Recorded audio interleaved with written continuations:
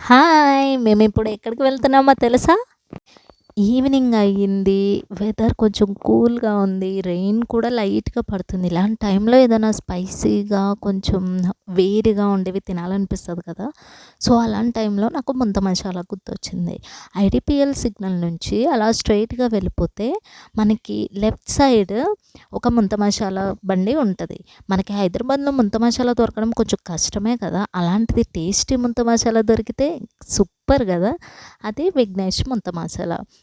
ఈ అంకుల్ దగ్గర అన్ని ముంత మసాలాలు దొరుకుతాయి. పల్లి, అరటికాయ, మిర్చి, టొమాటో బజ్జీ అన్నీ చాలా అంటే చాలా టేస్టీగా ఉంటాయి. నేను మా హస్బెండ్ రెగ్యులర్‌గా వెళ్తూ ఉంటాము. సో, మేమిద్దరం వెళ్తే ఆ అంకుల్‌కి తెలుసు ఖచ్చితంగా మా హస్బెండ్‌కి టొమాటో బజ్జీ మిక్చర్ అండ్ నాకు వంకాయ బజ్జీ ఇస్తారనమాట. సో, అంకుల్ చాలా హైజీన్‌గా గ్లౌస్ ఏసుకొని చేస్తారు. మా ఆయన tomato bajji mixture ready. Waiting for వంకాయ బజ్జీ. బట్ ఆ రోజు వంకాయ బజ్జీ లేదంట. సో, ఎప్పుడు అదే టేస్ట్ చేస్తున్నా కదా అని ఆల్మోస్ట్ అలానే ఉంటది అనేసి మిర్చి బజ్జీది ఇచ్చారు.